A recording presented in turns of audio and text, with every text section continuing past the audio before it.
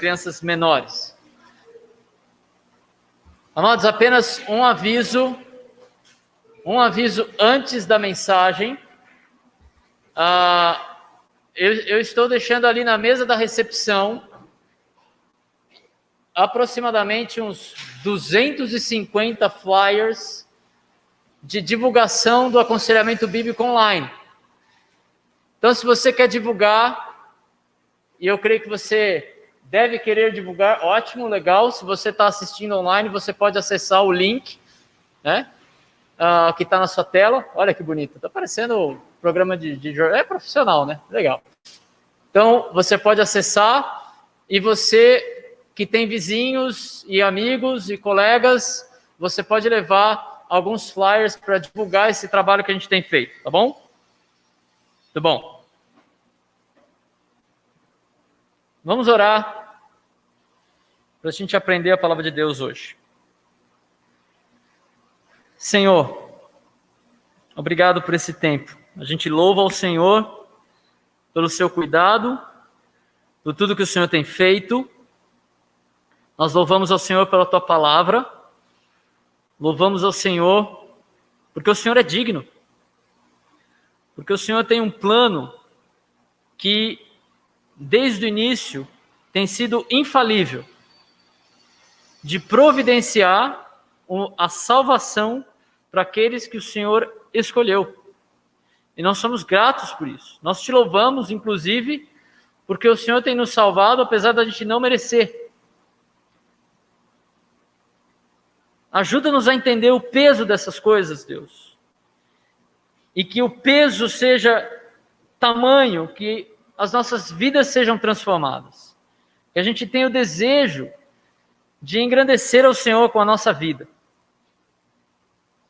E que possa nessa mensagem também ficar claro, Deus, aquilo que é o seu evangelho, aquilo que é a sua boa notícia.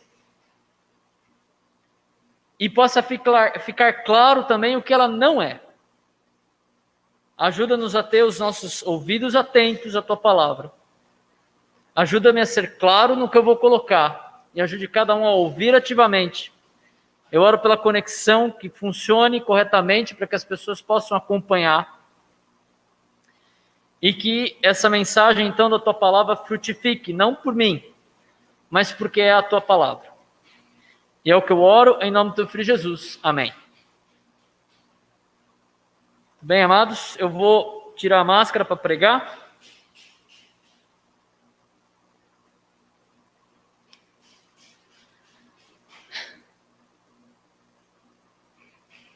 Nós estamos... Ótimo. Nós estamos trabalhando...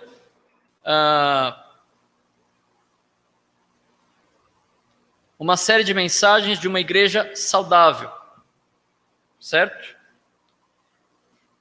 E nós começamos então... O que está acontecendo aqui? Nós começamos então a fazer essa série baseada no livro 9 Marcas de uma Igreja Saudável, do Mark Dever. Esse livro não é inspirado por Deus.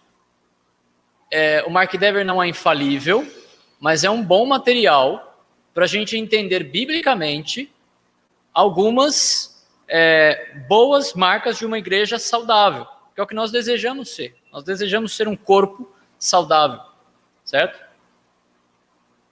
Agora, nós vimos algumas coisas que esse estudo não é. Nós vimos que esse estudo ele não é uma eclesiologia completa, ou seja, ele não é um estudo onde nós estamos vendo absolutamente tudo o que a Bíblia ensina sobre a igreja. Ele não é isso, ok?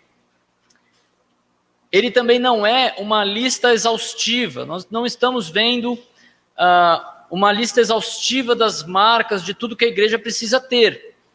Nós vamos perceber que algumas marcas não estão aqui, algumas coisas que a igreja precisa que funcione não estão aqui. Mas, de novo, essas são boas marcas, um bom propósito para uma igreja que deseja ser saudável. Então, a proposta dessa série de mensagens tem isso em mente, é entender algumas características básicas que nós devemos observar em uma igreja saudável e como podemos aplicá-las à nossa igreja local, aqui, a IBV. Nós vimos, eu não consigo mudar aqui. Ótimo. Nós começamos vendo a primeira marca, que é a pregação expositiva. Então, a pregação expositiva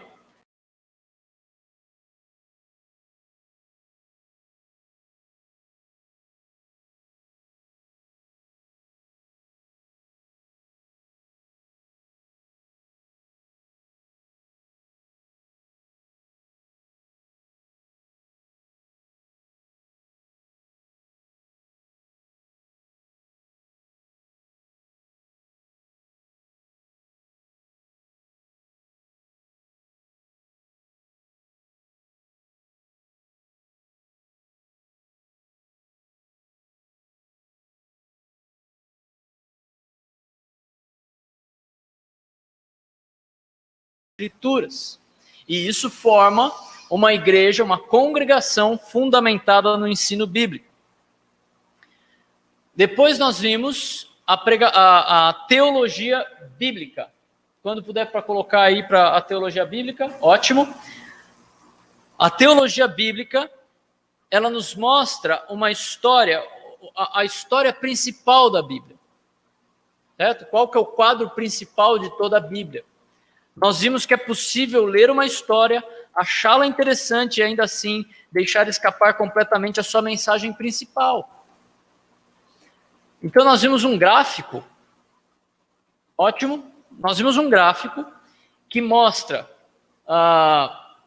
tem aqui, que mostra tanto a história do que Deus tem feito, a história da redenção, como Deus criou o homem, como o homem caiu, como Deus já tinha um plano para resolver esse problema, isso até Cristo, e também o que vai acontecer no futuro. Tudo isso está ali nessa grande história de Deus.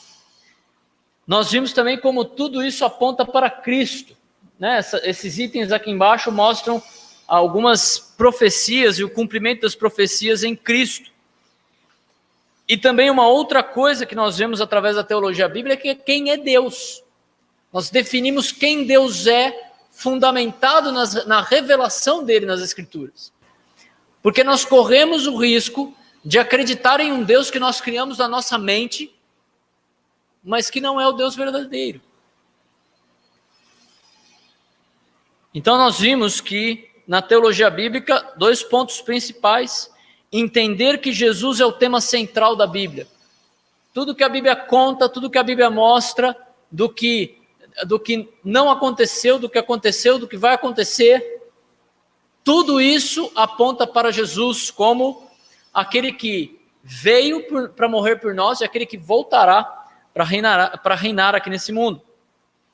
E nós também entendemos como Deus se revelou nas Escrituras. Esses são os 2 pontos principais da teologia bíblica.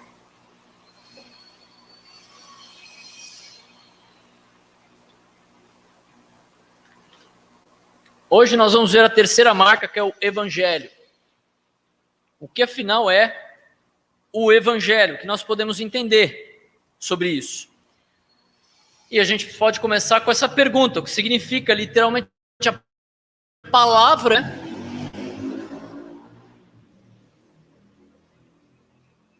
Hoje está cheio dos ruídos, né? A obra está comendo solto, a moto está, né? Muito bem. Bom, isso é bom, amados. Quer dizer que a gente precisa se concentrar bem aqui para ouvir a mensagem, tá certo? O Evangelho significa literalmente boa nova, ou boa notícia. Isso é literalmente o que significa a palavra Evangelho.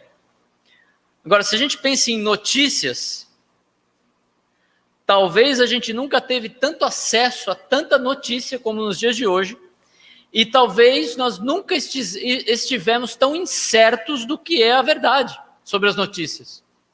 Você escuta uma notícia daqui, depois você escuta outra notícia que desmente aquela e conta outra, depois alguém responde aquela e fala que aquilo é tudo mentira, que na verdade é isso que está acontecendo, e no fim a gente não sabe o que é verdade. Todos Todos os dias surgem as notícias falsas, as famosas fake news, que é um nome bonito e um nome que ficou muito famoso para mentira e fofoca, né? E eu não sei, a gente fica com receio assim, né? Quem que está definindo o que é fake news, né? Quem que define a verdade? E por vezes as notícias falsas, elas são rebatidas por outras notícias falsas, e no final a gente não sabe a notícia correta, a gente não sabe a notícia verdadeira. Eu tenho tentado entender como eu posso ter, eu quero só notícia, eu não quero opinião do camarada que está escrevendo, eu só quero a notícia. E é cada vez mais difícil de ter isso. Como saber qual notícia é verdade? É a pergunta. Uma igreja saudável, ela confia que as notícias verdadeiras estão na Bíblia. Quando a Bíblia te dá más notícias, são más notícias mesmo. Mas quando a Bíblia te dá boa notícia, é uma boa notícia de verdade. Então, nós podemos confiar no Evangelho, na boa notícia que a Bíblia nos apresenta. E nós podemos começar entendendo por que nós confiamos na Bíblia. Por que a gente entende que a Bíblia é a verdade? Bom, a gente pode confiar na Bíblia porque ela é a verdade. Veja que interessante, 2 Pedro 1, 20 a 21 diz: antes de mais nada, saibam que nenhuma profecia da Escritura provém de interpretação pessoal, não é opinião, certo? Pois jamais a profecia teve origem na vontade humana, mas homens falaram da parte de Deus, impelidos pelo Espírito Santo. A Bíblia não tem a sua origem nas ideias humanas, não foi alguém que teve uma boa ideia, eu acho que eu vou escrever um livro que que daqui 2.000, 4.000, 5.000 anos as pessoas ainda vão ler e vão saber o que aconteceu. Não surgiu da ideia das pessoas isso. Uma das coisas que parece que a gente tem, eu vou usar parece aqui porque é muito difícil entender o que está realmente acontecendo nessa pandemia, mas uma das coisas que parece que a gente pode aprender nessa pandemia é que a ciência, defendida por ser um método, uma metodologia isenta de crenças, como a fé, por exemplo, parece que ela está muitas vezes manchada pelo que aquelas pessoas que produzem a ciência, acreditam e no que elas se dispõem a acreditar. Parece que a gente tem percebido muito disso. Por isso que parece, de novo, que gente muito séria tem posições totalmente opostas. É muito esquisito esse fenômeno que a gente tem observado.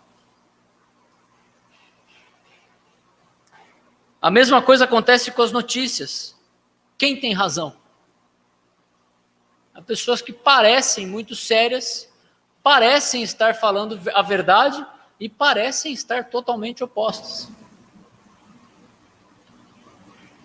A política eu não vou nem comentar, para não dar mais pano para manga ainda. O que a gente percebe em tudo isso, amados, é que toda essa informação que tem origem no homem, ela é manchada pela desconfiança. E há motivos para desconfiar, porque são humanos. Mas o que esse texto está afirmando é que a Bíblia não tem origem humana. Deus usou homens para escrever, mas a sua origem é divina. Então, glória a Deus, porque a Bíblia não tem origem na vontade humana. Lembra aquela frase que tem naquele material Vida Nova, para novos convertidos que a gente usa na igreja, produzido lá pela IBNA, aquela frase de Francis Schaeffer: a Bíblia, não é o tipo de livro que o homem escreveria se pudesse ou poderia escrever se quisesse. O homem nunca escreveria as coisas que estão na Bíblia sobre o próprio homem, tanto que ele não o faz. A gente só encontra essas verdades sobre o homem nas Escrituras. A outra coisa, Jesus, ele afirma que a Bíblia é verdade. João 17, 17, ele ora para o Pai, afirmando: santifica-os na verdade, a tua palavra é a verdade. No mundo de mentiras e de notícias falsas, de fake news, como é que nós sabemos a verdade? A palavra de Deus é a verdade. Glória a Deus, porque nós não precisamos duvidar então das Escrituras. Agora, nós estamos vendo as marcas de uma igreja saudável, e a gente está vendo que uma dessas marcas é o Evangelho, a boa notícia, e essa boa notícia ela pode ser encontrada na palavra verdadeira de Deus, e que nós podemos confiar nessa notícia. Agora, hoje em dia, há muita coisa sendo apresentada como evangelho, como boa notícia. Então a gente precisa entender também o que não é evangelho, ok? E aqui eu estou tirando os pontos, me baseando exatamente no livro do Dever, para defini-los. Então, o que não é a boa notícia? A boa notícia não é que tudo está bem conosco. A boa notícia não é apenas que Deus é amor. A boa notícia não é apenas que Jesus quer ser seu amigo. E a boa notícia não é apenas que nós devemos viver corretamente. Ok? Eu vou passar por cada um desses pontos.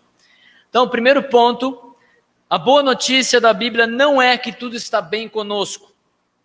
Veja o que ele fala ali no livro.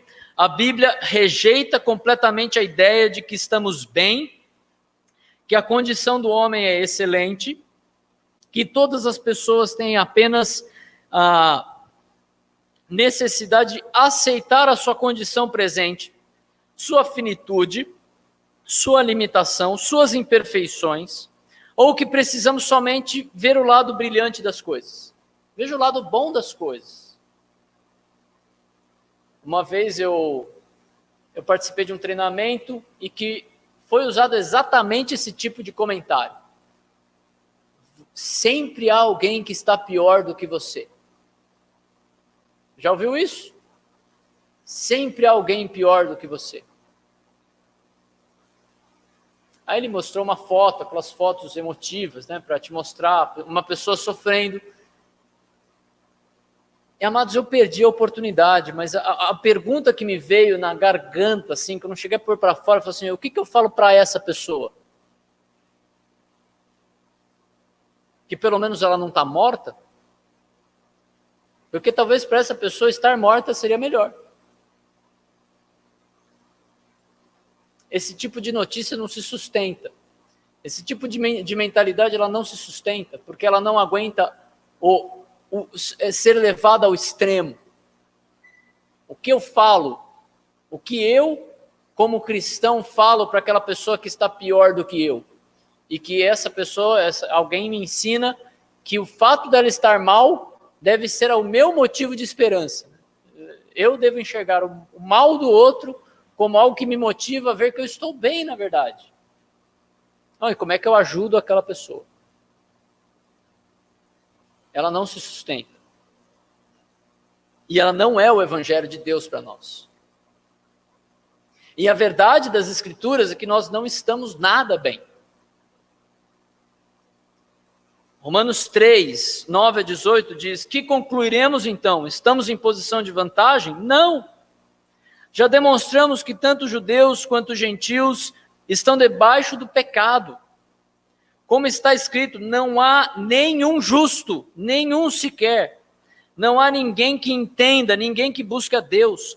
Todos se desviaram, tornaram-se juntamente inúteis. Não há ninguém que faça o bem, não há nenhum sequer. A sua garganta é um túmulo aberto, com a língua enganam, veneno de víboras está em seus lábios, e a sua boca está cheia de maldição e amargura. Os seus pés são ágeis para derramar sangue, ruína e desgraça marcam o seu caminho e não conhecem o caminho da paz. E aos seus olhos é inútil temer a Deus. A Bíblia nos mostra a verdade da nossa situação. Basta ler algumas páginas da Bíblia, até principalmente as narrativas do Antigo Testamento, para perceber que há algo terrivelmente errado com a humanidade. Aliás, basta sair na rua, passar numa escola, numa empresa, no banco, no centro da cidade, no hospital, no velório municipal, ou então ouvir os seus próprios pensamentos para perceber que há algo terrivelmente errado com esse mundo.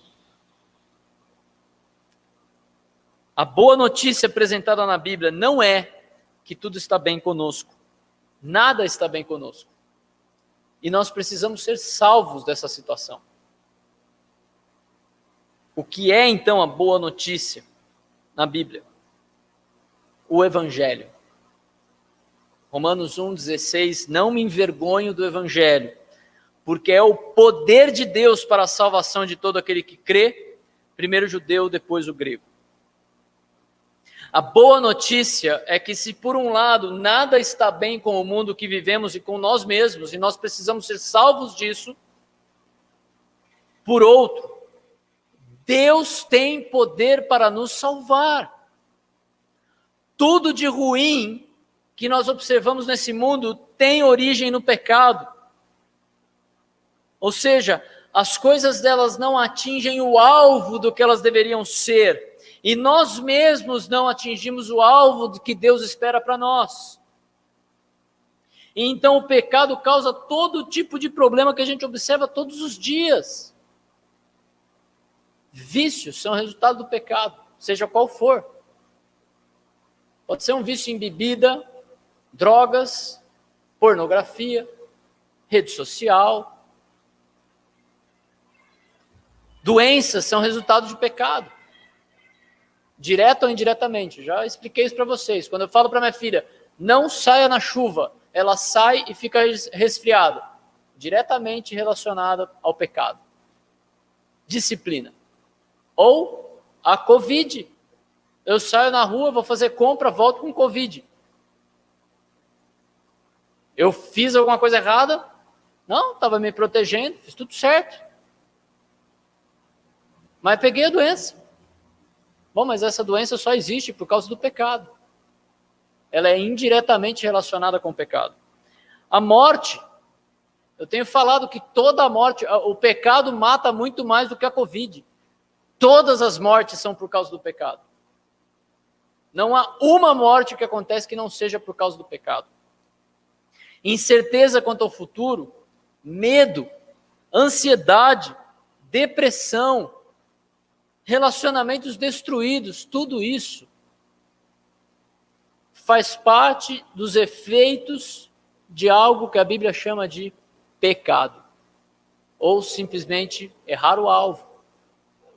As coisas não são como deveriam ser, e nós não somos o que deveríamos ser. Todas essas coisas, entre outras, são causadas pelo fato de que nós não somos o que deveríamos diante de Deus, mas Deus tem poder para nos salvar. Amém? Além disso, o que não é a boa notícia? A boa notícia não é apenas que Deus é amor. Citando o livro ali do Mark Dever, 9 Marcas, a Bíblia afirma realmente que Deus é amor. Mas essa é toda a história? Será que Deus é só amor? E o que significa isso, né? Significa então que Ele vai tolerar todas as minhas falhas? Será que isso é amor? A verdade sobre isso é que Deus, Ele é amor, mas no seu amor e na sua perfeição, Ele possui perfeita ira e indignação contra a humanidade.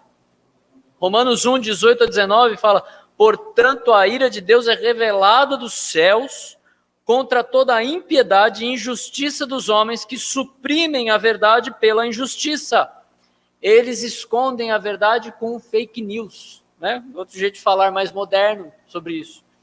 Porque o que de Deus se pode conhecer é manifesto entre eles, porque Deus lhes manifestou. A ira de Deus, ela é demonstrada do céu contra todo aquele que mostra qualquer verdade que não seja a verdade de Deus. E que esconde a verdade de Deus com mentiras.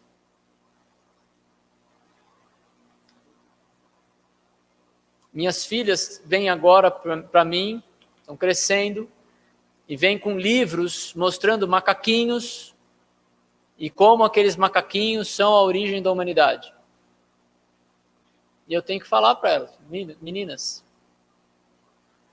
eu creio que isso é mentira. Você precisa aprender, porque é da escola, é a posição científica, enfim, mas só porque é a posição científica não quer dizer que é verdade. Filho. Por quê? Porque mais do que nunca nós temos aprendido que a ciência, as conclusões científicas dependem das crenças das pessoas. Em muitas vezes, ok?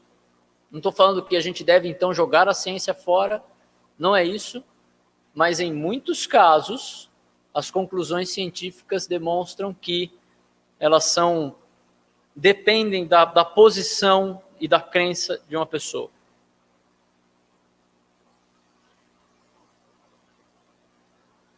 A verdade também é que a justiça de Deus e a ira de Deus são tão reais e tão santos e perfeitos quanto o seu amor. Apocalipse 20, 11 a 15, nos dá um vislumbre do futuro. João tem uma visão ali, ele fala, depois vi um grande trono branco, e aquele que nele estava sentado. A terra e os céus fugiram da sua presença, e não se encontrou lugar para eles. Vi também os mortos, grandes e pequenos, em pé diante do trono, e livros foram abertos. E outro livro foi aberto, o livro da vida. E os mortos foram julgados de acordo com o que tinham feito, segundo o que estava registrado nos livros. O mar entregou os mortos que nele havia, e a morte e o Hades entregaram os mortos que neles havia. E cada um foi julgado de acordo com o que tinha feito, e então a morte e o Hades foram lançados no lago de fogo. O lago de fogo é a segunda morte. Aquele cujos nomes não foram registrados ou encontrados no livro da vida, foram lançados no lago de fogo. Amados, isso é um registro bíblico, verdadeiro, de algo que não aconteceu ainda, mas que nós cremos que vai acontecer. Por quê? Porque é o que a Escritura disse, preveu que iria acontecer nos dias de Jesus, por exemplo, aconteceu de fato. Então nós podemos confiar nessas profecias. E o que ele está falando aqui é que vai ter um dia de acerto de contas. Mais interessante ainda é a consciência humana sobre isso. Né? Porque não é só a Bíblia que fala sobre isso. Né? É interessante como todos os povos têm traços desse julgamento final.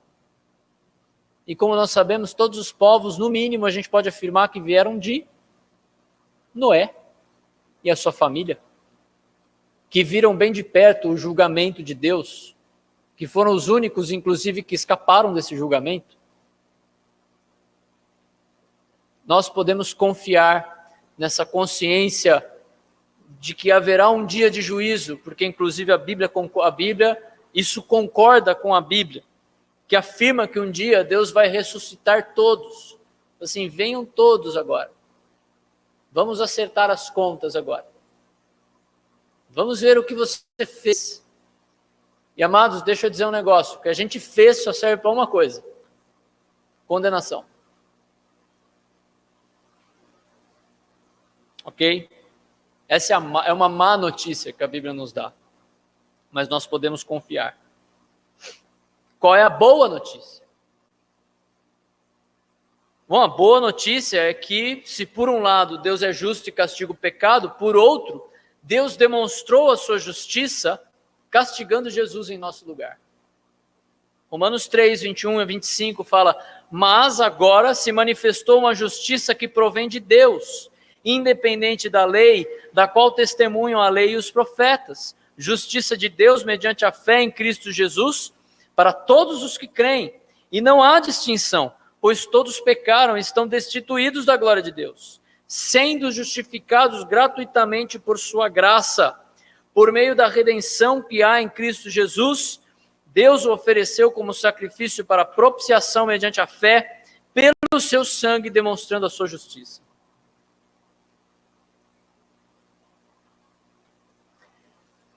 Esse texto mostra dois termos muito importantes para compreender e entender o Evangelho. O primeiro termo que ele utiliza é a redenção. A redenção é um pagamento de um resgate. Era como a compra de um escravo. Jesus, ele afirma, então, que Jesus, uma vez que ele afirma que todo que peca é escravo do pecado, e que faz que todos nós sejamos escravos, então, sendo escravos, Jesus pagou o nosso resgate. Ele nos comprou através da sua morte na cruz, e agora nós somos dele. Isso significa a redenção. Nós somos escravos por causa do pecado, mas Jesus pagou o nosso preço, nos comprou da escravidão do pecado. A outra palavra é a propiciação. Isso significa que toda a ira de Deus que estava sobre nós caiu sobre Jesus no momento em que ele estava na cruz. Jesus não merecia ser punido, mas ele é o único que podia atrair para si a ira de Deus, para que Deus desviasse a sua ira que estava sobre nós. Essa é a boa notícia. Não é só que Deus é amor, mas que porque Ele nos amou, Ele executou a sua justiça sobre o seu próprio Filho. A Bíblia diz que a Deus agradou moê-lo. Sabe quem deveria ser moído? Nós. Ao invés disso, Ele foi moído em nosso lugar. Outra coisa que a boa notícia não é apenas que Jesus quer ser o seu amigo. Novamente, o livro ele diz, é interessante descobrir à medida que estudamos os evangelhos que Jesus ensinava acima de tudo que viera especificamente para morrer. Quão incomum isso parece, pois foi o que Jesus apresentou como o âmago do seu ministério. Não o ensinar, não o ser um exemplo, mas o próprio Filho do Homem não veio para ser servido, mas para servir e dar a sua vida em resgate de muitos. Essa era a mensagem central de Jesus. A boa notícia não é apenas que ele é nosso amigo. A verdade está lá em João 1:29. No dia seguinte, João viu Jesus aproximando-se e disse: vejam, é o Cordeiro de Deus que tira o pecado do mundo. A verdade completa é que Jesus veio para, além de ser o nosso amigo, ou por ser o nosso melhor amigo, ele veio ser o Cordeiro de Deus que tira o pecado do mundo. Lembra no Antigo Testamento, antes da vinda de Jesus, um cordeiro era morto todos os anos pelo pecado do povo. Uma vez por ano, um animal inocente era morto, o sangue dele era ali apresentado diante de Deus, sempre o inocente pelo pecador, o inocente pelo pecador, o inocente pelo pecador, todos os anos, fora todos os holocaustos que aconteciam todos os dias, todas as ofertas pelo pecado. A gente estava conversando esses dias, né, como devia ser um cheiro de churrasco todo dia lá em Israel. Mas também tinha cheiro do holocausto. O Augusto lembrou bem quando a gente estava conversando sobre isso. Experimenta deixar uma carne queimar até o fim, para ver como cheira. O cheiro do pecado rolava solto ali. Sempre sentindo aquele cheiro de queimado. Ora um cheiro de queimado mais fresquinho, né? Dava um cheirinho de churrasco assim. Ora vinha aquele aroma meio ruim de um negócio queimando ali. Mas sempre a consciência do pecado estava ali, ó. Estava no ambiente ali. Mas que bom, glória a Deus, porque Cristo é o nosso Cordeiro, que foi imolado em nosso lugar. Hebreus 9:22 diz, de fato, segundo a lei, quase todas as coisas são purificadas com sangue, e sem derramamento de sangue não há perdão. A verdade completa é que Jesus, como Cordeiro, derramou o seu sangue, porque essa é a única forma de haver remissão de pecados. De novo, um inocente por um pecador. Um inocente pagando o preço de um pecador. É exatamente isso que Jesus fez. Além disso, Hebreus 9, 27 a 28 diz: da mesma forma como o homem está destinado a morrer uma só vez, e depois disso enfrentar o juízo, ou seja, não adianta, você não vai voltar aqui, você não vai ter uma segunda chance. Essa é a chance que você tem de crer no Evangelho. E assim como isso é verdade, Cristo também foi oferecido em sacrifício uma única vez, para tirar os pecados de muitos. E aparecerá uma segunda vez, para tirar o pecado, não para tirar o pecado, mas para trazer salvação aos que o aguardam. A boa notícia é que Jesus, uma vez morrendo, ele o fez de uma vez por todas. A gente não precisa mais fazer sacrifício nenhum para isso. E além disso, tendo morrido por nós, ele nos oferece muito mais do que a sua amizade. Ele oferece eterna salvação. Nós confiamos na boa notícia de que Jesus virá e ele trará paz sem fim, salvação definitiva para todo aquele que o aguarda. Amém, amados? Ele prometeu que voltaria e todo aquele que crê em Jesus e aguarda o seu retorno terá a sua salvação eterna contra o pecado. Por último, a salvação não é apenas uma questão de moralismo. Amados, está muito... A gente se preocupa bastante, e com razão, com o progressismo.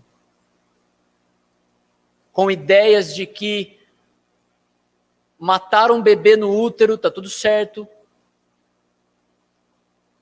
O assassinato, está tudo certo, relações de casais que nunca existiram, né? Quando eu digo nunca existiram, não quer dizer que nunca aconteceu, mas que na verdade não é um casal. A gente se preocupa com essas coisas, com a sexualização de crianças, e estamos certos em se preocupar com isso. Mas existe um outro extremo, que parece que a gente não se preocupa muito, mas que também pode ser tão perigoso quanto isso, que é um conservadorismo ou um moralismo. Não, então eu tenho que viver direitinho. Direitinho com base no quê? Eu tenho que seguir os bons costumes. Quais bons costumes? Quem define os bons costumes? E o que isso vai conseguir para você no final? Não estou dizendo que são ruins. Tá bom? Não estou dizendo que os costumes são ruins, porque a maioria deles também tem origem na Bíblia. O que eu estou querendo dizer é que isso não é o suficiente. O que eu estou querendo dizer é que isso não é a salvação. Pode ser que para nós cristãos, viver num ambiente conservador seja menos perigoso ou mais confortável do que no ambiente progressista. Só que a verdade é que nenhum nem outro traz salvação nenhuma. Nenhum nem outro resolve o problema do pecado.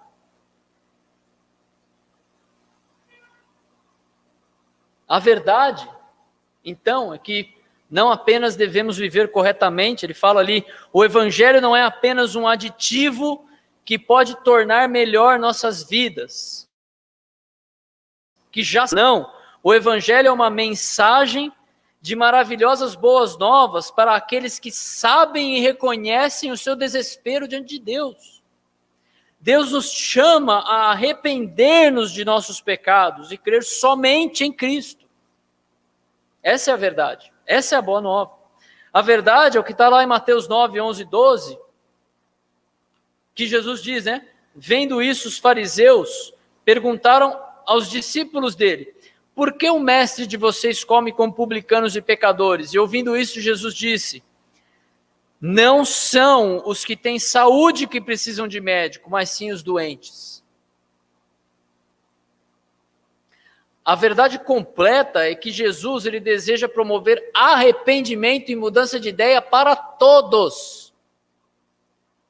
Todos nós precisamos disso, porque como a gente viu em alguns pontos atrás, todos nós somos pecadores.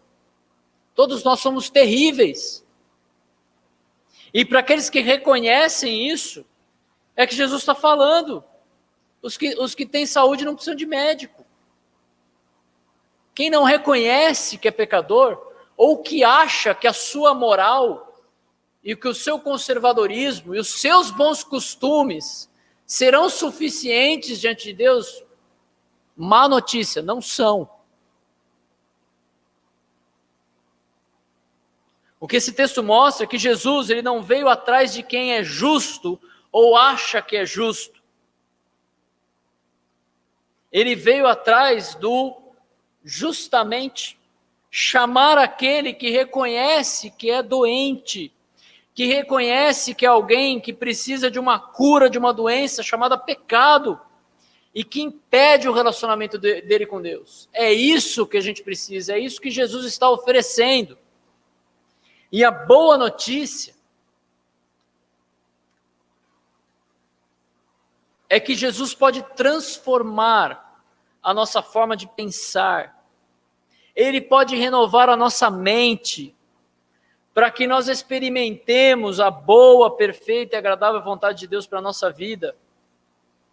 Veja, portanto, irmãos, rogo pelas misericórdias de Deus que se ofereçam em sacrifício vivo, santo e agradável a Deus. Esse é o culto racional de vocês. Não se amoldem ao padrão do mundo, mas transformem-se pela renovação da sua mente, para que sejam capazes de experimentar e comprovar a boa, agradável e perfeita vontade de Deus. A boa, agradável e perfeita vontade de Deus, para nós, não é que a gente consiga viver de um jeitinho um pouquinho melhor do que a gente vive hoje. Ele quer mudar a nossa vida. Ele quer transformar as nossas vidas.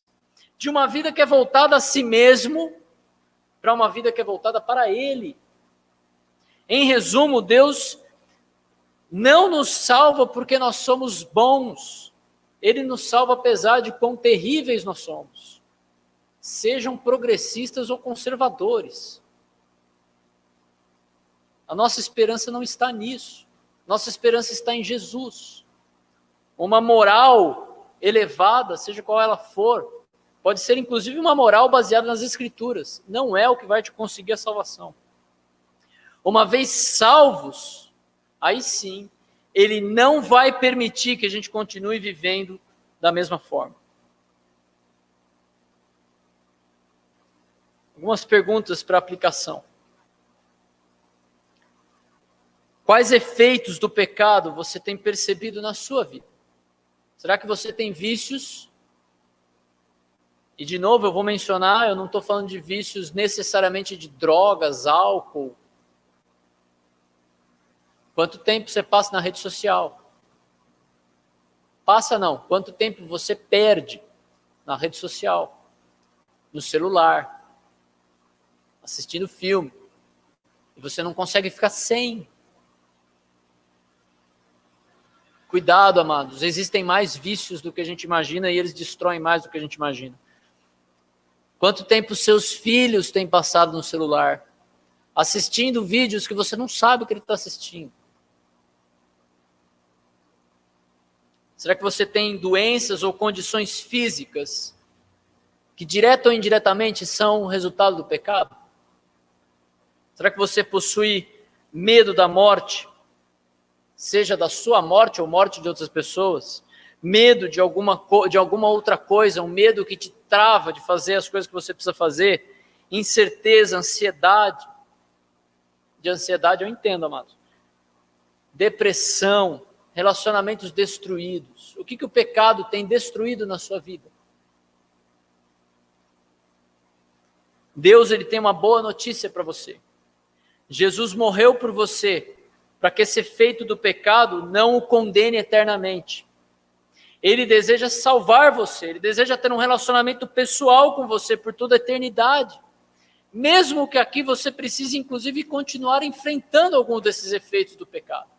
Há doenças que não têm cura. Há situações que não vão mudar. Mas para todas elas, Cristo, ele te promete a expectativa de uma vida excelente, não aqui, mas uma vida excelente aqui mesmo em meio aos efeitos do pecado, e uma vida excelente na eternidade, sem os efeitos do pecado. Deus, inclusive, Ele te dá graça, Ele te dá poder para vencer algumas dessas lutas aqui, uma vez que você confie em Jesus e se arrependa dos seus pecados e creia na salvação que Cristo comprou para você na cruz. E Ele te dá graça também para lidar com essas lutas quando não é possível que elas vão embora. Quais pecados ainda dominam a sua vida? Talvez você já seja salvo, mas tem lutas diárias, isso é normal. Jesus também morreu por você para te salvar do inferno e da condenação e te oferecer o poder para lidar biblicamente com esses pecados que você comete todos os dias. E você pode vencê-los. Você crê no Evangelho? Ele é verdade para você. E não só racionalmente, mas ele é de fato aquilo que você baseia a sua vida. No que você tem colocado a sua confiança? Ou em quem? Em quem ou o que você acha que realmente pode ajudar na sua vida? O que você está esperando? Qual que é a sua esperança? É a vacina? Já oramos aqui. Queremos que dê certo. Mas não é nossa esperança. A esperança do cristão, ela serve inclusive para o que morreu. Irmãos nossos que morreram na esperança, não de que iam ser curados da Covid, podiam ser curados, mas morreram na esperança de que agora eles estão muito melhores, estão de fato. Não dá para dizer o mesmo daqueles que não se converteram a Cristo antes de morrer.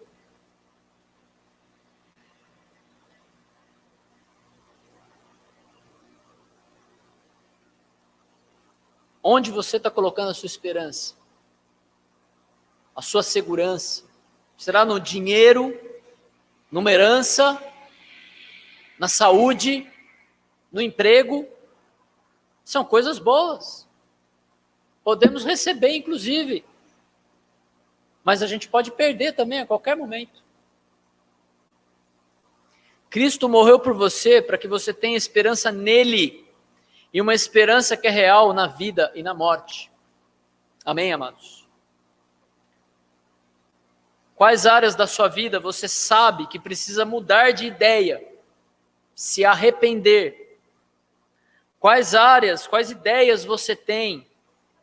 Quais as suas prioridades em relação ao seu uso do tempo, em relação ao seu trabalho, em relação à sua família, em relação ao seu lazer, e que você tem percebido, ou que o Espírito de Deus tem te incomodado, de que você precisa mudar de ideia. Não tenha medo de mudar de ideia. A boa notícia envolve o fato de que Jesus quer que você se arrependa, que você mude de ideia dessas coisas, e Ele vai ter coisas muito melhores para você. Apresente essas áreas para Jesus, porque Ele veio chamar doentes ao arrependimento. Eu quero te encorajar também, irmão. Compartilhe essas lutas no grupo Céu. Compartilhe com aquele grupo que você tem se reunido menor ali.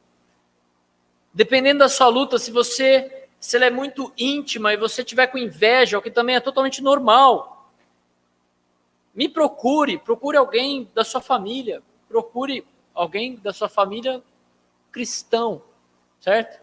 Daqui do meio. Procure alguém do corpo, da igreja, que você possa compartilhar essa luta e prestar contas sobre essa luta.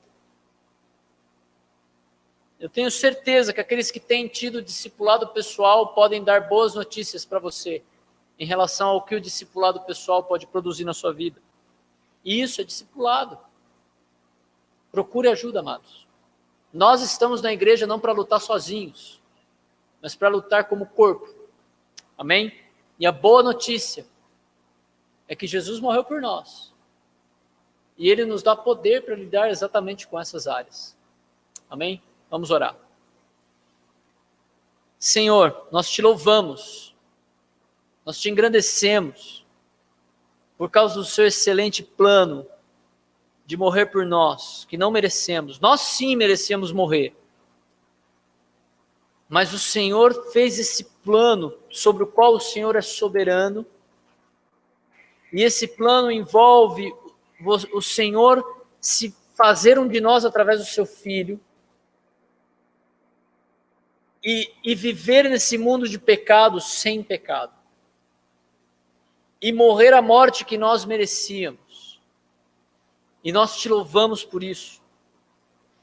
Nós te engrandecemos por isso.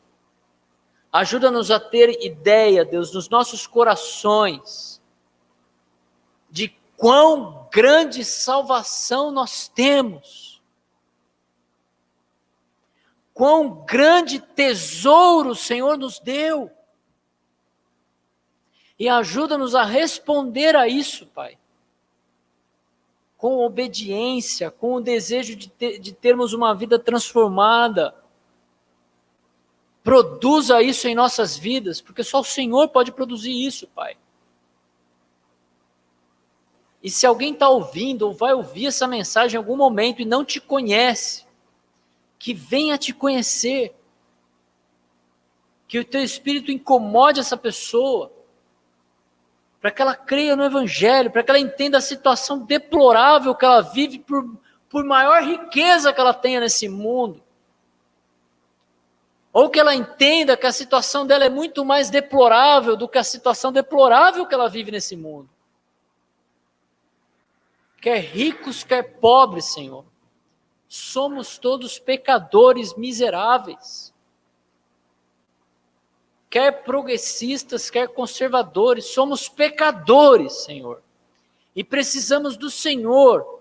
O maior progresso que a gente precisa na nossa vida é abandonar todas as nossas ideias e confiar no Senhor. E depois o maior conservadorismo que a gente precisa é conservar a Tua palavra. E viver para o Senhor, e não numa falsa moralidade, Deus.